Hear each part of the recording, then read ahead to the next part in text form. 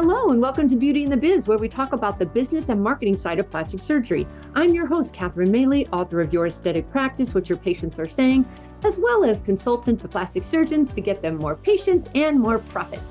Now, today's special guest is Dr. Scott Boden. Now, he's a full-time hair transplant surgeon in private practice in Hartford, Connecticut. He's performed over 5,000 hair transplant surgeries to date.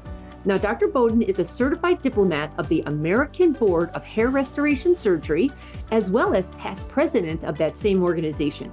Now, he has presented and led training workshops at scientific conferences around the globe. He's also a recommended physician by the International Alliance of Hair Restoration Surgeons and the American Hair Loss Association. Now, Dr. Boden is one of the founding faculty for 2020 Global Hair Loss Summit, a worldwide virtual educational event where he gave his groundbreaking presentation on the impact of hair transplant surgery for the transgender patient. So we'll talk more about that. Dr. Boden, welcome to Beauty in the Biz. Thank you so much for having me, Catherine. I appreciate the opportunity. Really I'm appreciate so it. glad. Yeah, I'm so glad we can work this out. So please tell me, how did you end up in hair transplantation versus every other specialty? Well, that's a good foundational question. So my practice before hair transplant and hair restoration, was emergency medicine. And I have been I was in emergency medicine for a total of 12 years. During that time, I was a younger doctor. I was in the mid-30s, losing hair, uncomfortable with that, sought out some treatment options, decided I absolutely, no matter what, I'm never going to get a hair transplant surgery because they look ridiculous, my eye.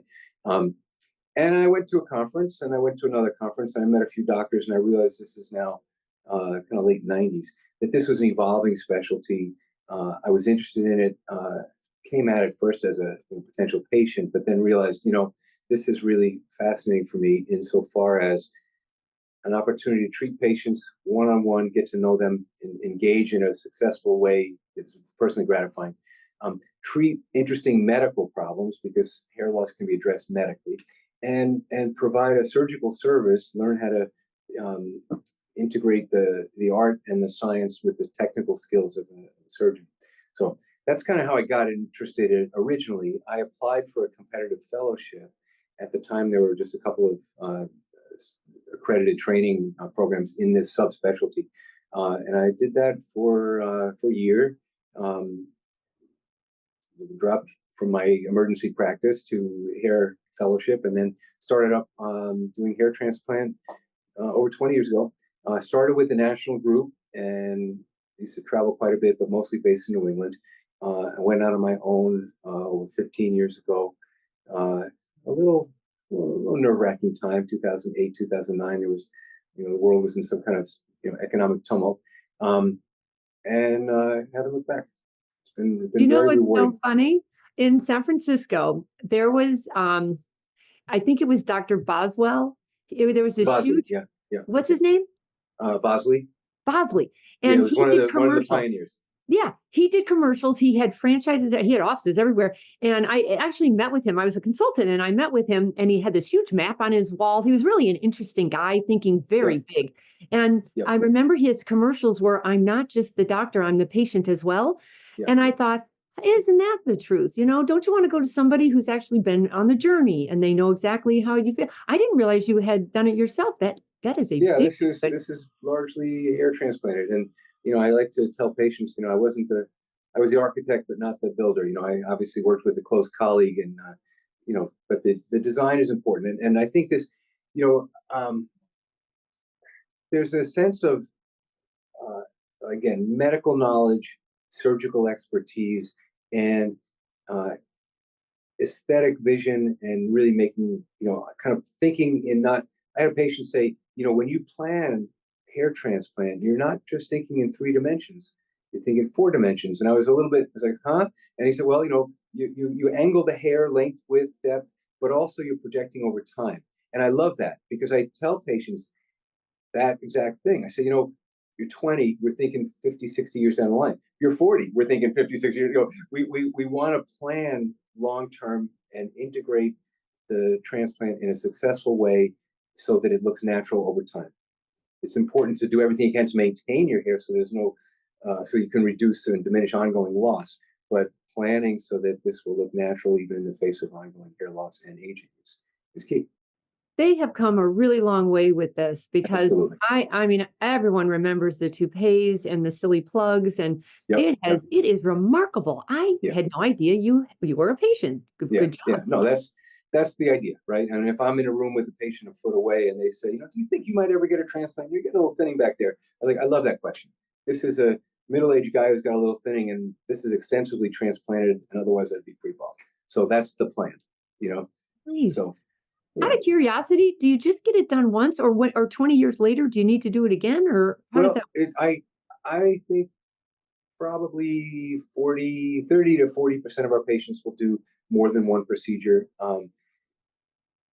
A, to add density, and B, maybe to go to another area to cover some. But more commonly, people stop using the medications to support what they have, and they lose more hair over time, and then they're sort of kind of replenishing what's lost. And I tell everybody, and this is for all surgeons, I think, I hope people have the attitude that surgery is the last option.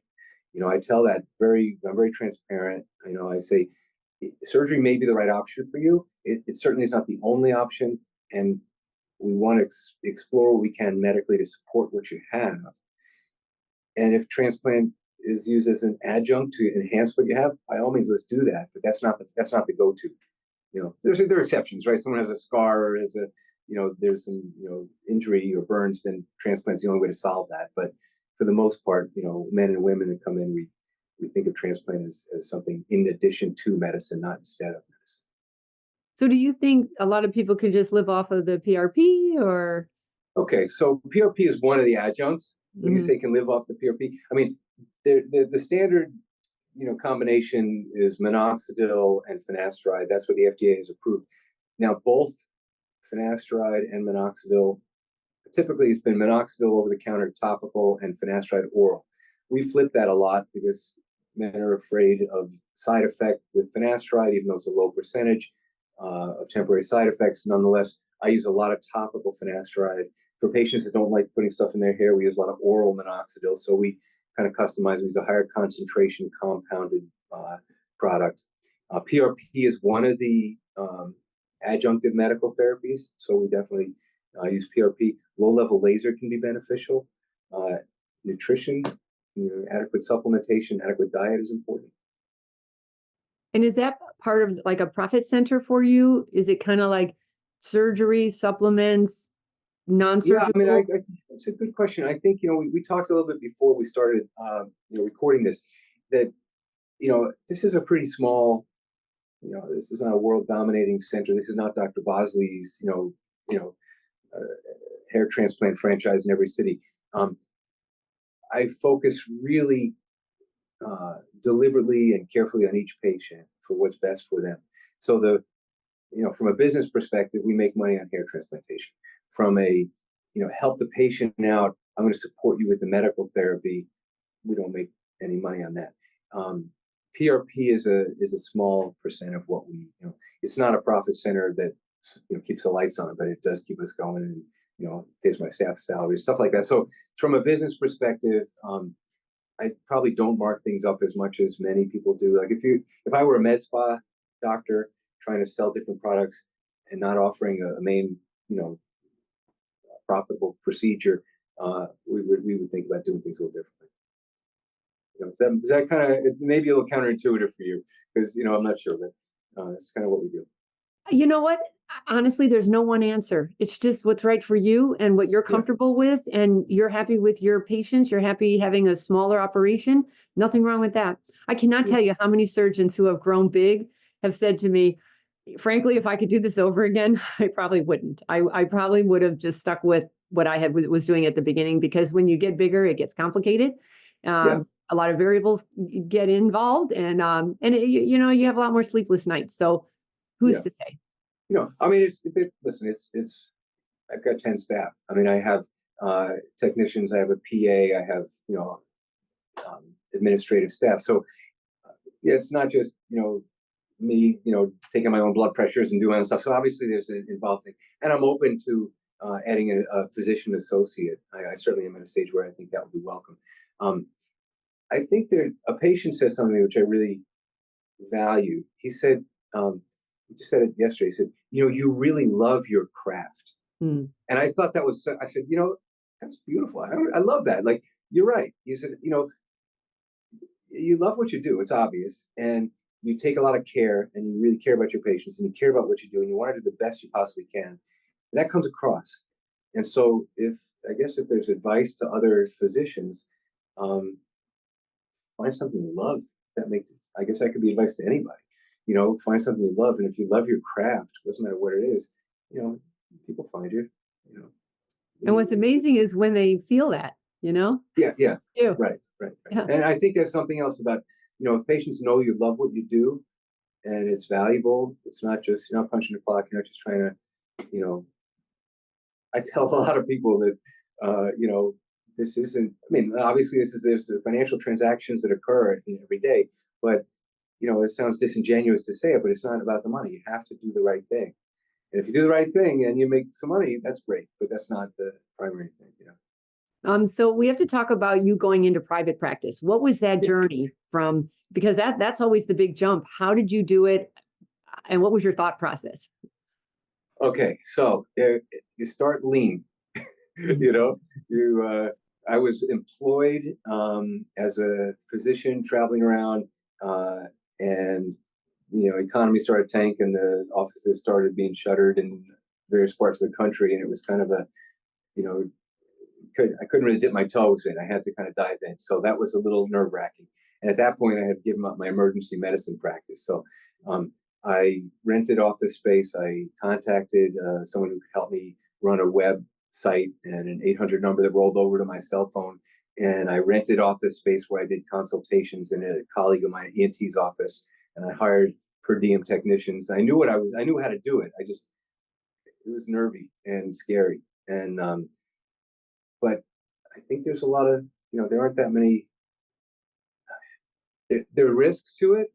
And there's always there's a fallback. If you like doing emergency medicine, or you like doing anesthesiology, you like doing other, fundamental things in plastics, or by all means keep doing that. But if you're going to explore something else, you might have to commit a little bit to it. And how did you decide on Hartford, Connecticut? Are you from there? Okay, so that in a way was default. I came here for residency training 100 years ago, and married and a house and kids and community, and we established a practice in a relatively secondary market. So it's not New York City. It's sort of halfway between New York and Boston. So again, being in New York, being in LA, being in Miami, those kind of, I think of those as sort of, San Francisco, sort of central hubs for the work I do.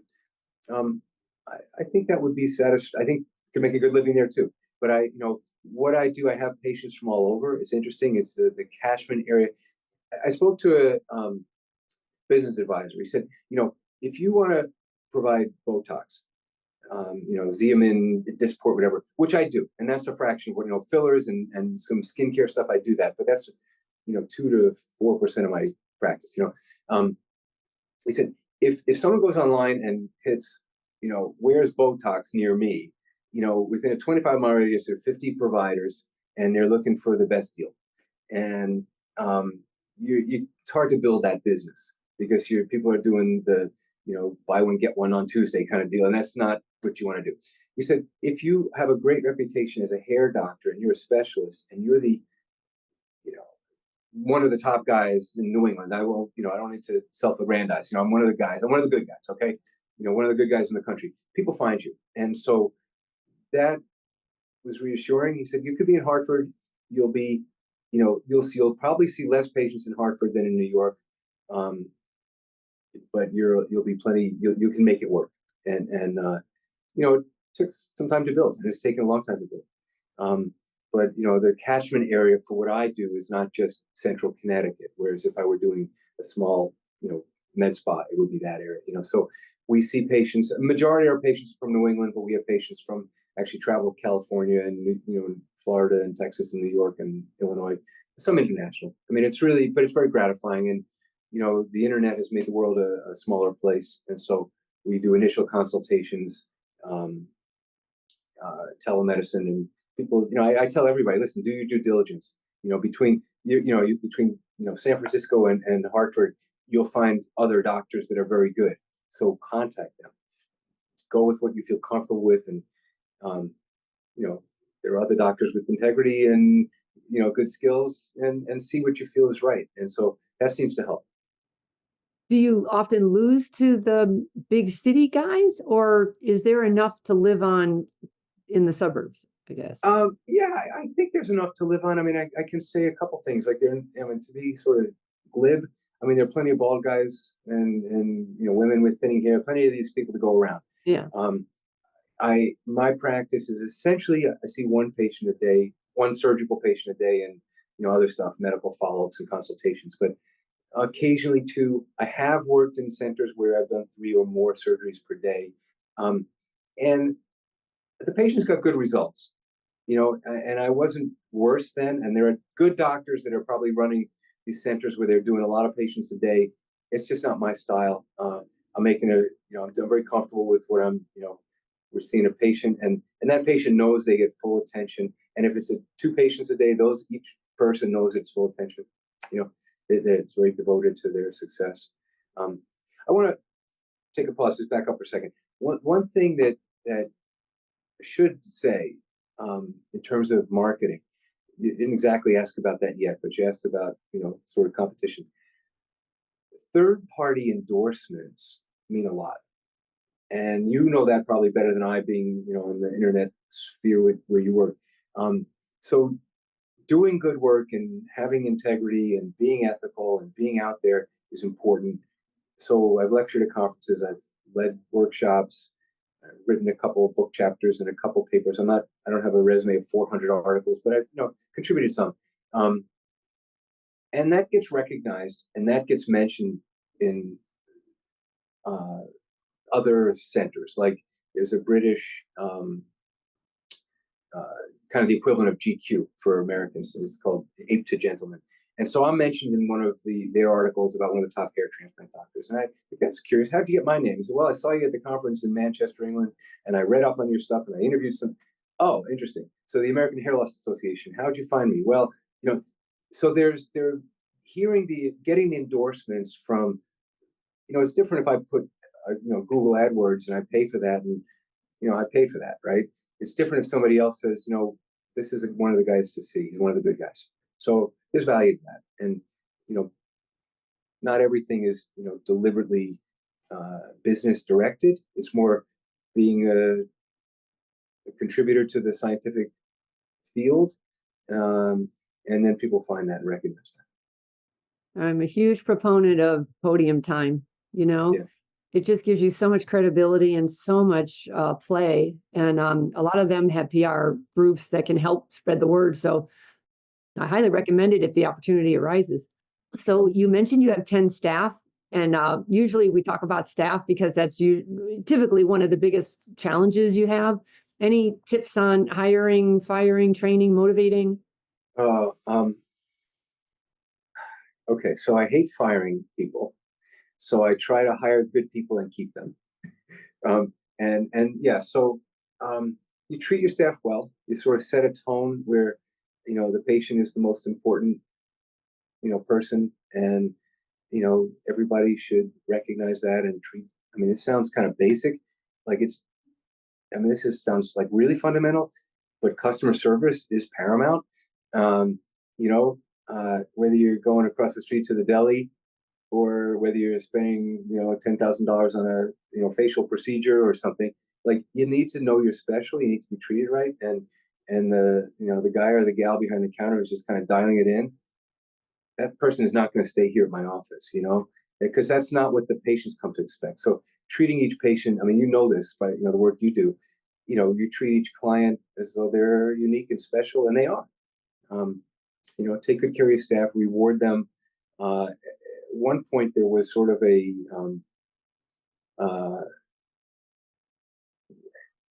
giving a little boost when business went up. There were certain staff I felt were contributing more, and they'd get a little bit of incentive, and it bred more resentment than cooperation. I'm helping too, like that kind of thing.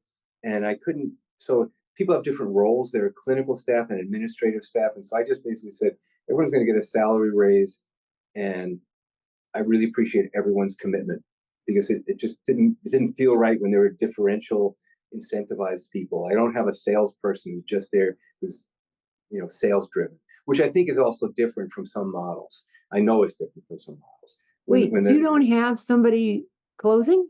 You don't have a closer? I do, and she is well compensated, but she's not compensated based on the number of cases or the number of dollars she sells. I definitely have somebody I bring in who, the closer, right? But she's a patient educator, and she treats everybody well, and she gets treated well.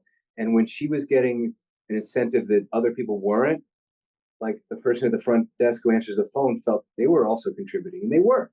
But why shouldn't they get some? So I started giving everybody a little incentive until it became ridiculous. I said, everyone's going to get a raise, and everyone do the best you can. And that's how it goes. And it seems a little counterintuitive, but it's, I know that there are centers, and it's not just in the hair business, it's in every business, where you walk in and someone's trying to sell you something, and that's not the case in my office. People kind of, one of the greatest compliments, this is a former consultant / educator who worked here, who left here on good terms to join a family business. But one of the best compliments, a patient came in and said, I was shocked that he wasn't related to you, because he said, I really thought he must be your family member. He's so devoted, and he's so committed to what you're doing.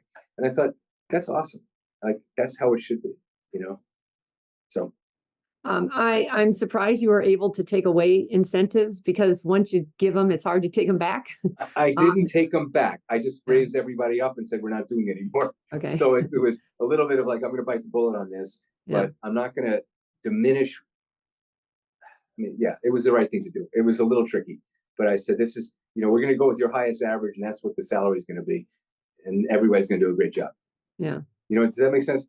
Yes. A little small scale, not giant scale, but it was the right decision for my practice. It's so tough in today's world, because people need to be incentivized to do anything nowadays. It feels like, that nobody will go above and beyond just because. It's really hard. I can't stand that mentality, but I'm also living in reality. So what I like to say is, no, your salary is to do the absolute minimum required. Anything above and beyond can be extra.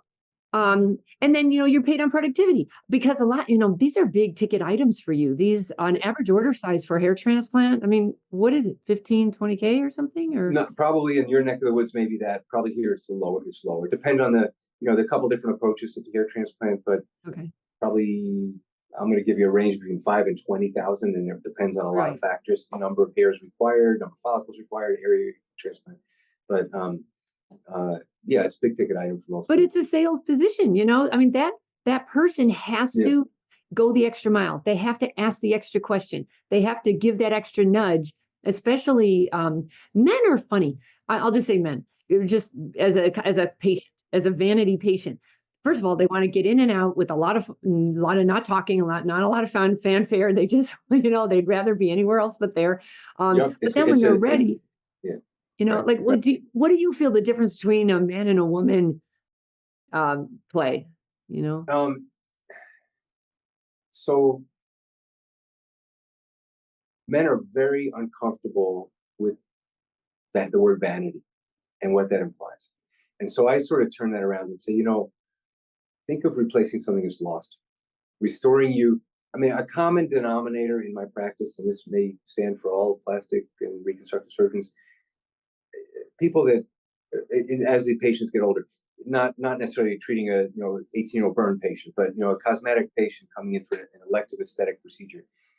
Most patients that I see are, the common denominator is most people are healthy. I mean, I don't exclude people that have diabetes or have obesity, but most people come in here and say, 40 years old, my hair loss makes me look like I'm 52. I go to the gym every day, I'm 62 and I feel great, but this makes me look like I'm 70, whatever it might be. I don't want to go through my 20s looking like a bald guy. It's really healthy people that get pissed off because they look older than they feel inside. And that's kind of the common denominator, if I can be crude like that. And so restoring something that's lost and sort of framing it that way.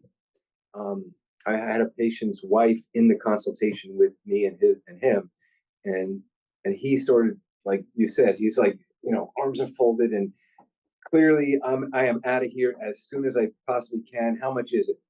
I'm not going to do this anyway.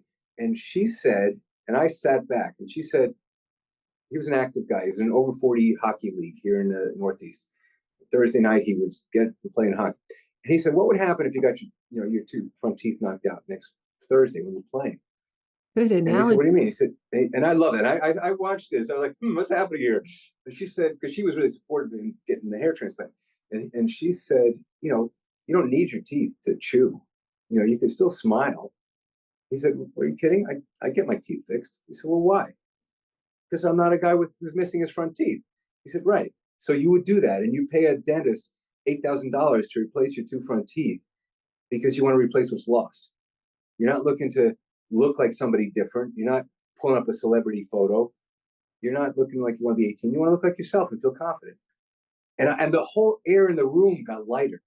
I mean, he unfolded his arms, he started to breathe. He said, okay, sure. So he required someone to give him permission to do something for himself that wasn't vain. And this so was I think his wife who said that? His wife in she my needs office. to be on the payroll. She's good. Yeah, it was so beautiful. And I was like, and I asked her, can I tell that story? Because a lot of guys come in here and it's like, not exactly kicking and screaming, but they're uncomfortable. Nobody wants to see a hair loss doctor. It's like admitting something is bad. So I tell them, listen, you're not gonna be different than you were, but you're gonna be younger looking perhaps, and you might feel better and more confident. If nobody notices you've done anything, that's great. If someone comments, wow, that's a great hair transplant, then I've failed. So you get it. I mean, you get to feel what I do. I would even have a video of that. Like, that analogy is so perfect. I would just do Instagram things on that, because the loss is it's not vanity. It's restoring what you've lost. That, I think, right there is. Do you still sell with the blonde with the red car? Like, that's how they always used to sell this. When you get hair, you'll have a blonde with a red car. No, I got it. I see the image, but it's not that wasn't my ad. I got you. Okay. But I do know what you mean. Yeah. I think it's not that. I think it's interesting because I know a lot of the larger national groups have celebrity endorsements, and I have local people here, and I have it's interesting that the national people that I have that are based in Connecticut are usually ESPN on-air personalities, because the ESPN is 15 miles from my office, their world headquarters. Not a single one of their personalities has said, absolutely, you can use my image. No way. So I have, those are the people. But, I worked in New York for a while. We certainly work with celebrities. I think, honestly, if you look at the average person who's thinking about doing hair transplant surgery, they're not, the movie stars, the quarterbacks. They're guys that say, I just want to see a guy who looks like me. Because if I see a movie star who's had a hair transplant, I know he must have paid how much is it? $50,000, whatever. So I think showing regular guys who've done this and regular women is valuable to most people. I would get both. If you can get those ESPN guys over there, please do. I know that's true. Goes a really long way. Yeah. Yeah. So, regarding the like the demographics, how many the percentage of male versus female? What is it? Okay. My surgery patients, probably 85% male. Okay. My medical hair loss patients that don't do surgery but are doing injectable growth factors, which is PRP, or exogenous growth factors called exosomes, laser therapy, medical, probably 30-70. I mean, I have a substantial number of women who are very good medical candidates but not good surgical candidates. Oh. And when a woman has hair loss and is a good surgical candidate, it's awesome because they're the most grateful patients. And so I love that. So it's about, that's kind of the breakdown. Are the women a good referral source? I know the men are tough. They're not dying to tell all their friends, but And I don't know Yeah, if bald men hang around together or not, but like, how is the referral situation? Are you able to get referrals? yeah. I think that's the kind of bread and butter for me. I mean, I basically it's word of mouth. It's referrals from patient to patient. It's sort of I had a high school Spanish teacher who said, a secret is something. The definition of a secret is something you tell to one person at a time. So I thought that was kind of curious, right? Like, okay, it's a secret. But so the people are very secretive about their hair transplant or Right. their hair loss, but they'll tell their brother-in-law, their cousin, or their close friend. It's very quiet. Women are more comfortable talking about it if it's treated and they feel good about it.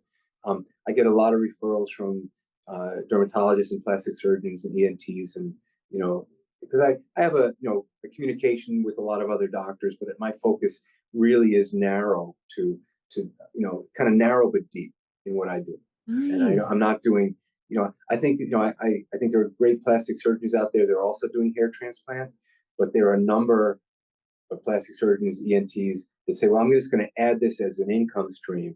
And I'm not disparaging that people have many skills. I don't want anyone to get offended, but it, being really, an expert at this requires real attention to detail, and it's not just what's so hard about hair transplant. I can do it tummy tuck. And I'm not knocking it. And I guess so as not to offend your client base here. I want to see the orthopedist who does 300 knee replacements a year. I don't want to see the orthos. Oh yeah, I do one of those a month. Mostly I do shoulders, knees, whatever comes in the office. I want the specialist. So that's kind of my perspective on it. Well, the way that happened was there's a whole fleet of salespeople selling them the lasers or selling them on the concept. And then the doctor's like, and I don't have to do it myself. There's going to be, the other, like, there's a whole staff who comes in and does it for me, and I just have to bless it. Like, that's the problem. It Yeah, sounds so good because it's just an add on. It doesn't take any of their time, but the money is fantastic. And I say, yeah, but the marketing will crush you if you're not used to that target market, and all of a sudden now you need men in your practice when you've been working with 90% females. There's nothing cheap about marketing this, yeah, and furthermore, it's illegal in 50 states to do that. You cannot delegate to a non-licensed medical assistant to come into your office. Listen, the device manufacturers will not tell you that. I The had no device idea. manufacturers, aren't going to guide you to say, listen, as long as you have another doctor who's doing it, you're fine. Well, what do you mean? No, you mean I thought you're sending technicians in? Oh yeah, we no, of course that's what it. So the business model, the turnkey model of sign on the dotted line, buy this machine, you know, on special for only 60,000 or for 600,000, whatever the number is, and we'll provide the marketing, all you got to do is have your name on and a license hanging from the door, and we're good to go. And you're going to make an extra $50,000, $100,000 a month. That buyer beware. I'm happy to be a resource. If some doctor is really interested in learning about hair, call me, and I'll help train them. I want people to do good work. I see so many people, not just overseas and the reputation of other countries, but I have patients that come to me from, Massachusetts and Wisconsin and somewhere in New Jersey who said, I did this. I said, what do you think? And they asked me what I think. I said, well, what do you think? He said, well, everybody knows I had a hair transplant. Can you fix it? Yes, it's tricky. And people hate to hear we need to undo, we need to take out those permanent hairs and move them or laser everything off and start over. Like, oh my God, what? Don't so it's not a turnkey procedure. I mean, this is it's a niche procedure, but I get approached to, be a varicose vein doctor. All you have to do is buy this machine, Okay. and right. And like, I'm not a vascular surgeon. I want to go. I'm going to refer somebody to a vascular surgeon who does varicose veins, not someone who has bought a machine to ablate, with a laser. You know what I mean? So, anyway, I think that's a really good point you bring up. I'm happy to, and also if somebody's serious about learning, any special, you go to a course, take a course. Don't just think you can buy it. It's too good to be true. Yeah.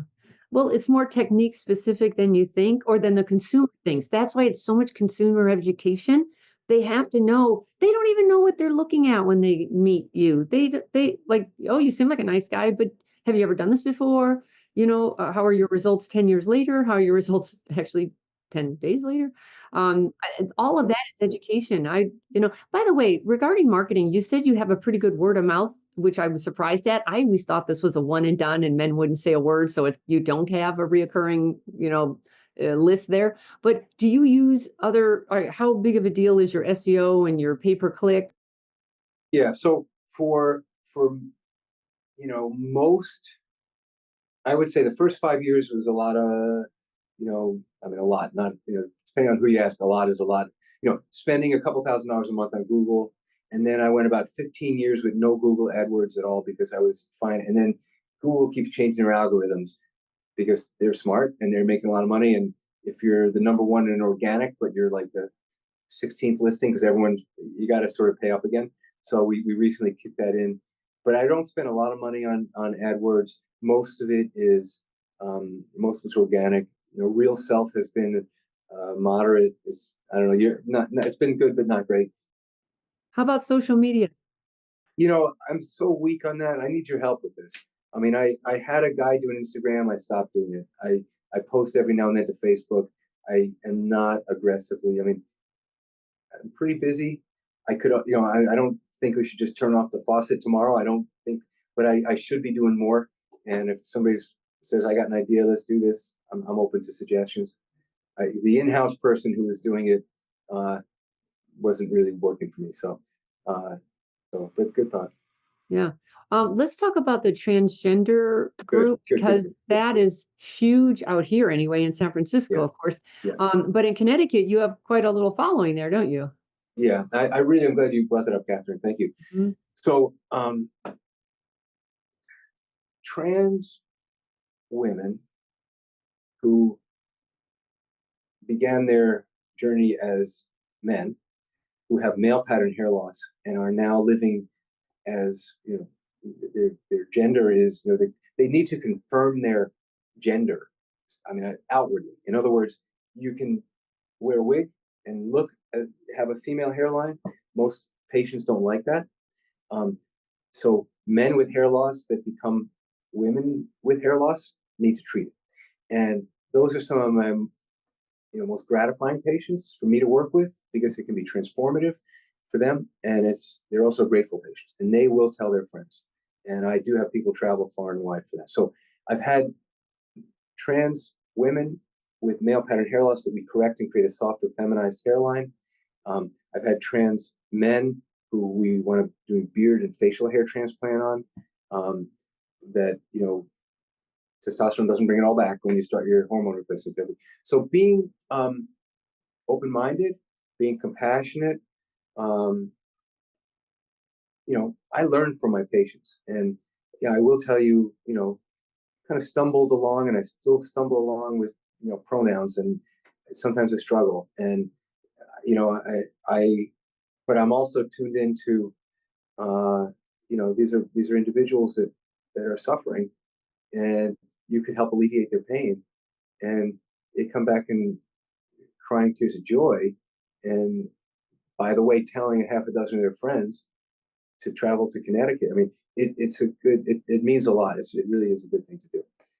So to your plastic surgeons, your ENTs, your clients, I mean, be open-minded to all different patients and be a craftsperson, be compassionate. Like, how big of a percentage would you say, is it percentage-wise, how much of your percentage is trans?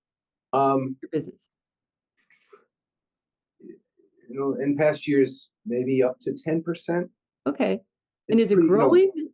I think so. I mean, as it becomes more socially acceptable, I mean, as hair transplant becomes more socially acceptable, forget about, the trans, population. As it becomes less stigmatized, I think people find us. So maybe 10% is a little bit of an exaggeration. It feels like it might not be quite that high a percentage because, most patients are not trans and, that's not the bulk of what we treat, but it's a meaningful patient population. When I was in England with a plastic surgeon, he was doing a lot of forehead reduction. Yep. And I thought, I never even heard of that out here. And there it was such a big deal. Is that a big deal for your business? So there's a couple ways to approach a high forehead. One is, I think, what you're speaking of, which is a forehead reduction, sometimes called a surgical hairline advancement, which is a Right. surgical, usually done under general anesthesia. There's an incision made at the hairline. There's undermining above and below. It's basically a Hmm. brow lift, and then you secure the forehead. You secure the gallery with endotines and bring the Right. hairline down. So that is a surgical hairline advancement, and I refer out for that. There are a couple experts I like But to can you use. add hair where there was never any? Yeah. No, that's round one to address your question. Forehead reduction, you bring the hairline down. Yeah. For somebody who has ongoing thinning or doesn't have that dramatic a disproportionate look, we do hair transplant into the upper forehead and create a soft, natural, feminized look. So there's two ways of approaching it, and in fact, the sort of the hybrid way, which is usually how it is done, is if anybody does the more aggressive, boom, I'm going to bring the hairline down. 2 hours later, my hairline is an inch lower. They often, I would say, almost always, at some point, will do a soft touch up with individual follicles placed one by one to soften the scar, because that's right at the hairline. No matter how well it heals, it's a little too perfect, and it's a little too, because it's so there's when I'll refer out for that, I'll often see those patients back to do a small hair transplant. That So is so yeah, interesting because there's it's a pretty whole cool. market for that as well. Oh yeah, for sure. Yeah. So we're going to wrap it up. Give me a crazy patient or staff story that you would care to share. Oh my gosh. We've had a few. I mean, Right. the the adage, 2% of your patients give you 98% of the headaches. Right. That totally holds true. We've had challenging patients. I'm sure all of your doctors have had challenging patients. I'd rather than give you a story about a crazy patient, I'll tell you how to avoid them. Okay. Uh, be honest and transparent from the get-go. Tell people what I people ask me this question, because some places put in writing a guarantee, and I tell everybody I absolutely 100% guarantee I will do the best I can, and I will treat you the way I think you should be treated, the way I'd want to be treated. Results are not guaranteed. I tell this people, and you're going to see in writing, results are not guaranteed, but I'll do the best I can. And can you guarantee this is going to make me happy? I love that question, because I can say no, I can't guarantee that. Are you happy now? You'll be happy. They're charming, happy bald guys. I don't mean to be glib about it, and I'm not cruel to patients. I had a patient not that long ago who sort of threatened me. Not He was in a consultation. He came back for his third consultation and finally kind of said, if this isn't 100% to my satisfaction, I'm just going to be livid at the end of a year and he had already given a deposit and had a date scheduled. And I said, it sounds like that's a threat. So I think that's not a solid foundation for a trusting, caring doctor-patient relationship. So I'm going to write you a check and give you back your deposit and wish you well. And I didn't get defensive. I just said that guy's never going to be happy. And I didn't give him a name of anybody else to go see. He'll do his own research. And I don't dislike anybody enough to voice that patient on somebody. You know what I mean? But if you tell patients the truth and you deliver on your promise to do the best you can and keep up and study and work on your craft, I mean, I think most of the time patients are pretty happy. And That's how he's you get telling you outright, he's already been on 3 consults with you. He's giving you all the red flags he can give you. And if you're not hearing that, that's why staff is so important, because sometimes the doctors just say, I can handle this, no problem. And it's a big problem for the next 2 you, years while you're under litigation.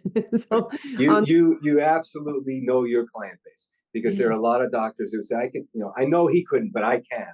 Don't let your ego get into it. And when your staff says it's a little red flaggy, say thank you. I appreciate that, and we'll have to put this one off. You saved yourself so much trouble. And I love the satisfaction guarantee. And that's exactly how I say it. People want risk reversal. We have sold like this forever. They want the reassurance that they're not going to regret this if it's a good patient. But, if I'm going to do the best I can, that's what they're looking for. And they do love to know that they're the perfect candidate for this procedure. Yeah, yeah. Because otherwise they're always going to keep waffling. Like, should I, shouldn't I? let me just keep thinking about this. I don't know if I'm gonna like this. What if I hate it? So any way you can reassure somebody without signing your life away, that's what they're looking for. Will you be able to help me? And am I going to appreciate your efforts? So Uh, I love that idea. Good for you. oh, that was well said. I never heard the term risk reversal, but not just risk averse, but risk No, it's got to reversal. be reversal. I want to Yeah. not have buyer's remorse. Can you promise that? Yeah. You know? And you can promise that you're going to do the best job you can, and you've been around for 20 years and you can back it up with your social proof. So no, good for you. I think you're doing all good things. I'm not hearing anything weird at all. Good job.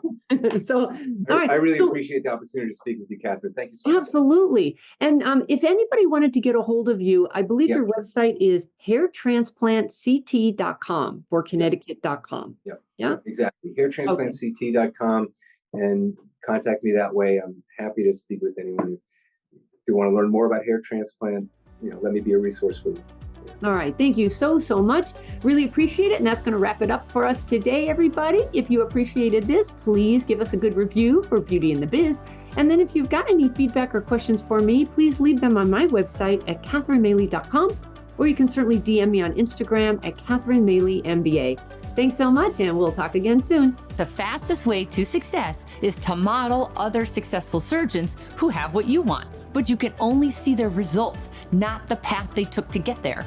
So you continue to jump from one thing to another, hoping to find something that will work for you too.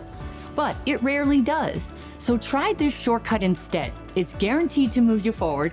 I compiled my intellectual property to grow cosmetic revenues, everything I've gleaned over the years, into one playbook of the most successful practices and what they do to win. Go to cosmeticpracticevault.com and let's grow your cosmetic revenues.